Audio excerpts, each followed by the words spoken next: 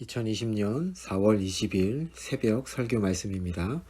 에스겔서 37장 1절에서 14절 마른 뼈들에게 주신 생명이라는 제목으로 새벽 설교 말씀 보도록 하겠습니다.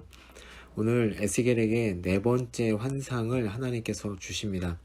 여호와의 권능, 여호와의 손이 에스겔에게 내리고 그분의 영이 그를 데리고 나가 뼈들로 가득 찬 골짜기 한가운데 내려놓으시며 그 뼈들 사이를 두루 돌아다니게 하십니다. 골짜기 바닥에는 뼈가 아주 많았는데 모두 바싹 말라 있었습니다. 1절에서 2절의 말씀은 에스겔서 3장 22절에서 27절에서 그 말씀, 에스겔이 여호와의 권능에 사로잡혀 골짜기로 가서 여호와의 영광을 본 그곳과 같은 장소입니다. 멸망의 심판을 피할 수 없게 만든 이스라엘의 완악함을 말씀하신 하나님께서 같은 장소에서 이스라엘의 회복을 선포하시는 장면입니다.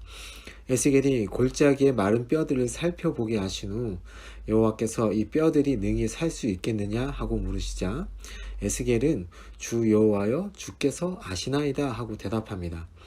여호와께서 환상을 보여주시고 선지자가 대답하는 것은 아주 일반적인 형식입니다.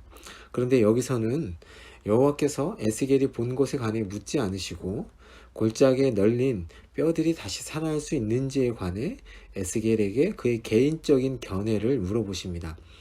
여호와의 질문은 그런 일은 불가능하다는 것을 강조하며 선지자에게 묻는 형식입니다. 즉답을 회피하고 문제를 다시 여호와께로 돌린 에스겔은 그 질문의 의도를 잘 알았습니다. 그래서 그는 이렇게 대답하는 것입니다. 뼈들이 다시 살 수 있는지는 여호와의 결정에 속하기에 여호와께서만 아십니다 라고 대답합니다. 누구도 죽어서 뼈만 남은 자들을 소생시킬 수 없기에 뼈들은 다시 살 수 없지만 여호와께서 개입하신다면 사정이 달라질 수 있습니다 라는 대답이죠. 여호와께서 에스겔에게 마른 뼈들에게 예언을 하라고 명령하십니다. 36장 1절에 이스라엘의 산들에 여호와의 말씀을 들으라고 예언하게 하신 여호와께서 골짜기의 마른 뼈들에게 마찬가지로 여호와의 말씀을 들으라고 예언하게 하십니다. 여호와께서 뼈들 위에 힘줄을 두고 살을 입히고 가죽을 덮고 거기에 생기를 넣어 살아나게 하실 것입니다. 여기서 생기라는 단어가 본문에서만 9번이나 나옵니다. 이 단어는 루하흐라는 히브리어 단어인데요. 이 생기는 여호와께서 아담을 창조하실 때 불어넣으셨던 숨, 호흡이라는 단어와 같은 단어입니다. 또 이 단어는 여호와의 영이라는 뜻으로도 구약에서 사용되었습니다. 즉 여호와의 영이 숨이 끊어져 죽은 자들에게 루하흐를 불어넣어 살게 하시는 것입니다. 여호와의 명령을 따라 에스겔이 마른 뼈들에게 예언을 하자 뼈들이 골격을 갖추고 힘줄이 생기고 살이 붙어 서지만 아직 생기가 없습니다. 7절과 8절 말씀에 보면요. 그러자 여호와의 말씀이 다시 주어지고 사방에서부터 와서 이 죽음을 당한 자에게 불어서 살아나게 하라고 예언하자 생기가 그들에게 들어가 그들이 살아나서 제발로 일어서는데 그 수가 극히 큰 군대처럼 엄청 많았다고 말씀합니다. 이 환상이 아담의 창조를 배경으로 하고 있다면 이스라엘의 회복이 하나님의 창조 행위에 속한 것임을 알려주는 것이죠. 죽은 자의 소생은 일반적으로 불가능한 일이지만 주체가 창조주라면 쉬운 일이 됩니다. 인간을 창조하신 하나님께서 이스라엘을 살리시기로 결정하셨기 때문에 가능한 것입니다. 이스라엘 백성들은 유배의 시간이 계속 흘러갔지만 변화의 조짐이 전혀 보이지 않는 현실에 절망하며 우리의 뼈들이 말랐고 우리의 소망이 없어졌으니 우리는 다 멸절되었다라고 탄식합니다. 이미 마른 뼈가 되었는데 무슨 미래가 있겠는가? 이방 땅에 살다가 결국 흔적도 없이 사라져야 하지 않는가? 우리는 이미 무덤에 있는 자이다. 무덤에 묻힌 자가 무덤을 열고 다시 나올 수 없듯이 소망이 끊어졌다고 하는 이스라엘에게 여호와께서 무덤을 열고 묻힌 자들을 나오게 해 이스라엘 땅으로 데려가실 것이다 라고 예언하시는 것이죠. 무덤에서 올라오다 라는 이 단어는 사무엘상과 호세아서에서 출애굽과 관련된 단어로 사용하였습니다. 즉 바벨론 유배로부터의 해방이 새로운 출애굽 사건이 될 것임을 하나님께서 알려주시는 것이죠.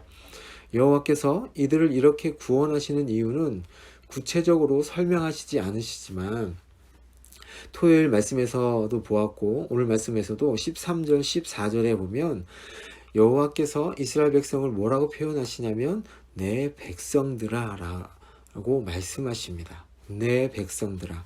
이것은 여호와와 언약 관계에 있는 존재이다 라는 것을 알려주시며 그렇기 때문에 내가 너희들을 구원한다 라고 말씀하시는 것입니다.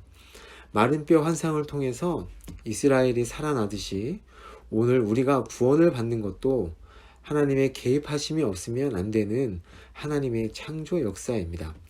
창세기에서 하나님께서 흙으로 인간을 빚으시고 그 코에 생기를 넣어 생명체가 되게 하신 것처럼 죄로 죽은 우리를 그리스도의 죽으심과 부활 그리고 성령의 능력으로 새로운 생명체가 되게 하시는 것입니다.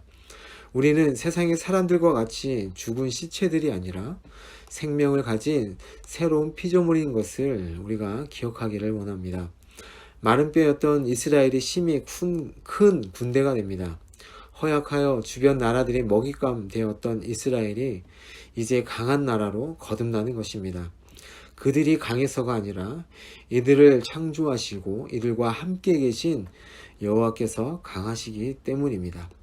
하나님께 얻은 새로운 생명으로 하나님께서 함께 하시는 하나님의 군대가 되어 살아가는 여러분이 되기를 원합니다.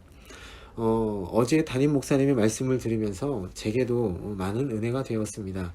오늘 본문과 관련이 없지만 우리 남문교회 성도님들께 부탁의 말씀을 드리려고 합니다.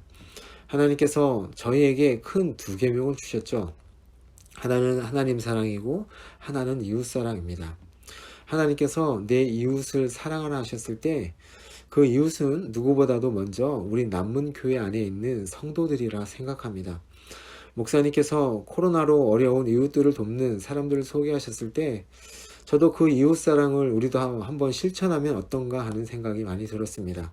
특별히 코로나로 인하여서 경제적으로나 정신적으로 힘든 우리 남문교회 성도들에게 그 사랑을 실천하면 그들이 예수님을 느끼지 않을까 많은 생각을 하게 됐습니다.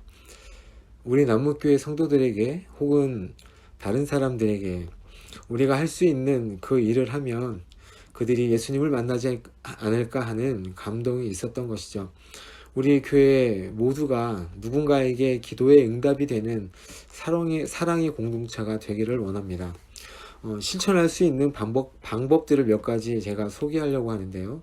목적 헌금으로 했으면 좋겠고 아니면 혼자 계신 어르신 분들과 만나서 식사 대접을 하시든지 차 대접을 하시든지 아니면 같이 뒷산을 산책하기 등등을 하면 좋지 않을까 생각합니다. 그렇게 보이지 않게 하시는 분들도 제가 있는 걸로 아는데 우리 모두가 동참하면 하나님께서 정말 기뻐하시지 않을까 하는 생각을 합니다. 그럼 오늘 하루도 누군가에게 기도 응답이 되는 여러분이 되기를 예수님의 이름으로 축복합니다. 제가 잠시 기도하겠습니다.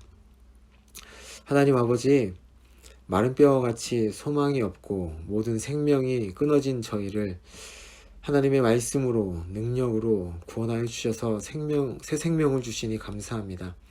또한 우리를 군대처럼 강하게 하시니 감사합니다.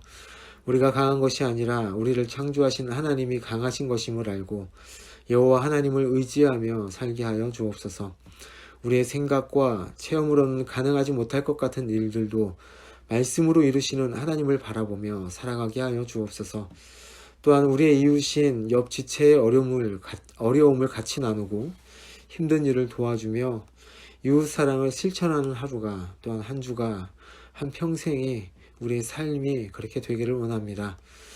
오늘도 우리와 함께 하실 그 하나님을 찬양하며 살아계신 예수님의 이름으로 기도합니다. 아멘.